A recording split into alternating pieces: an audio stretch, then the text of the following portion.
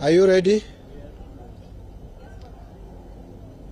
So, our friends from the media, fellow Kenyans, and again my team from the National Treasury and the entire government machinery, I want to take this opportunity to thank first the people of Kenya who are glued to their TVs, station, those who are present in Parliament and who witnessed this very important day.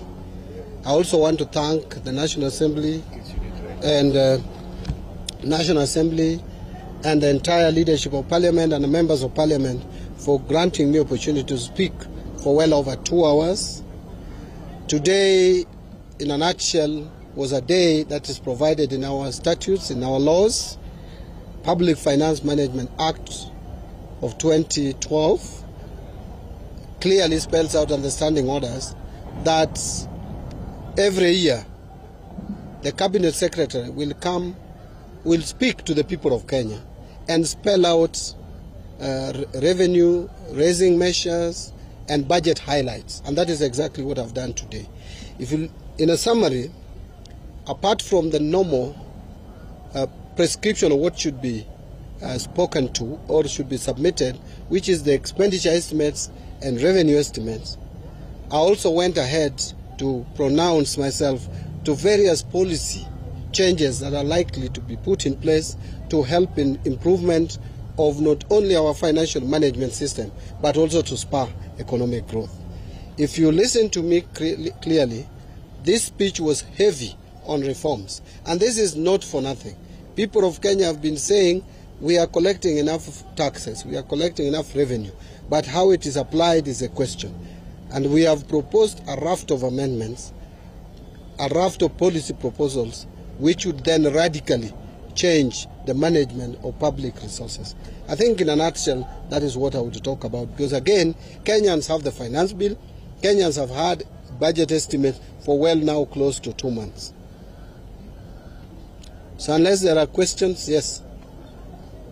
My name is Dennis Otieno from because of streamlining public entities in terms of savings agenda, how much is the government looking at once this is effective? The numbers are still being calculated, but a lot will be saved, and this is something that we have communicated previously. We will save upward of even 30 billion if we do proper streamlining and restructuring of state-owned enterprises. And again, it is not just the saving; it's also to ensure efficiency in the way those state-owned enterprises are being run. When it comes to last year, Professor Lua said one of the biggest challenges was the pending bills, and he had said that the accrual accounting will have solved it in a year's time. What exactly are the challenges of the shortfalls? Actually, let me demystify and debunk the thought that accrual accounting would solve the pending bills equation. Accrual accounting would only help in ensuring the visibility and clear accountability of the pending bills, but it doesn't solve the pending bills.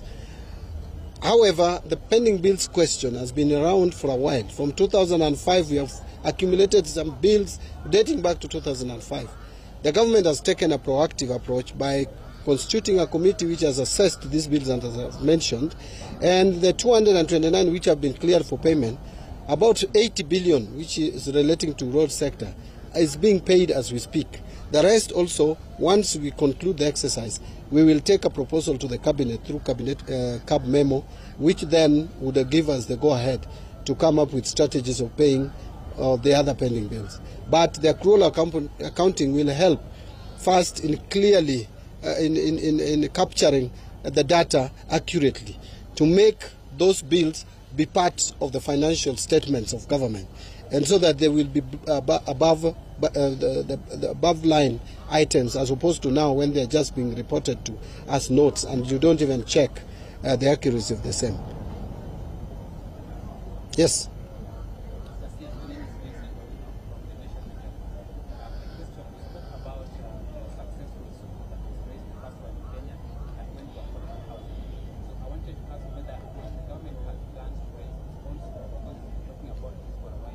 well as the potential for a fund that this